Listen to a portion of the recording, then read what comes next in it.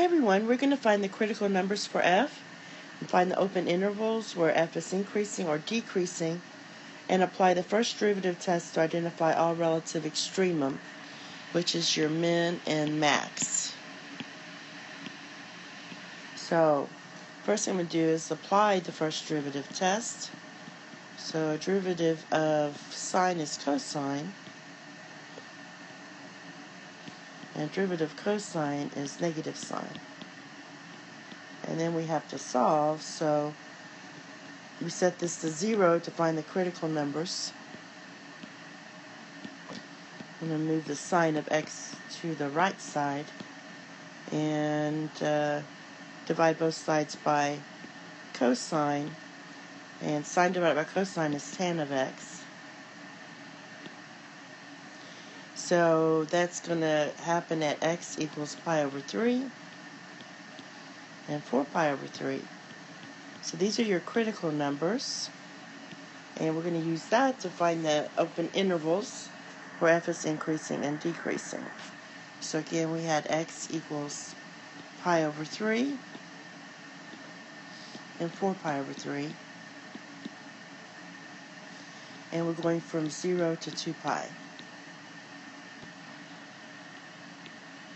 So I'm going to start with 0, 2 pi over 3. And then I'm going to go from pi over 3 to 4 pi over 3. Oops, 4 pi over 3. And then from 4 pi over 3 to 2 pi.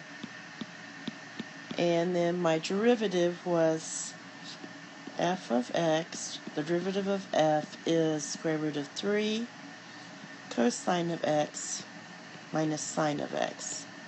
And I want to test a point in here, so I might try pi over 6. If you plug in pi over 6 in both of these x's here, you're going to get a positive number. So the sign is positive. And if I plug in a number over here, say pi over 2, you're going to get a negative number because this square root of 3 is bigger than 1 right here. So that's going to be negative. And this side here is going to be positive. You can plug in any angle that's between 4 pi over 3 and 2 pi. So basically we have increasing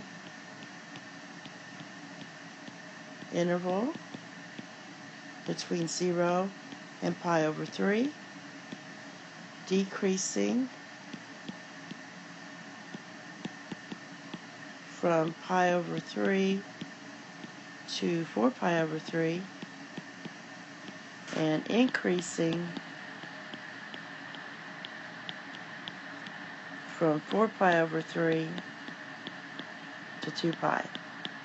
If I just draw some lines here, so we're increasing till we get here, then we're decreasing till we get about here, then we're back to increasing. So that means I have a maximum, relative maximum at pi over 3. I have a minimum at 4 pi over 3. And I just have to find that point now. So I take my original equation, which was f of x equals square root of 3 sine of x plus cosine of x. And I already know at pi over 3 we have a maximum. Put a max here. So it's going to be a relative maximum. So I'm going to write f of pi over 3. And we write that in. You get square root of 3 sine of pi over 3 plus cosine of pi over 3. So that's going to equal the square root of 3 And then this is going to be square root of 3 over 2. And cosine of pi over 3 is 1/2. So this is going to equal square root of 3 times the square root of 3 is just 3 over 2 plus 1 over 2, and that's going to equal 4 over 2, which equals 2. So our maximum occurs at pi over 3, comma 2. And then you do the same thing for your minimum. We do f of 4 pi over 3, which equals square root of 3 times sine of 4 pi over 3 plus cosine of 4 pi over 3.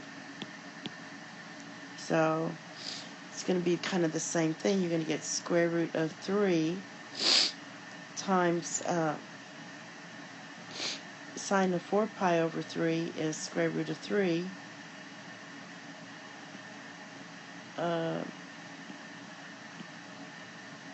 over 2, and cosine of 4 pi over 3 is going to be, well, these are negatives.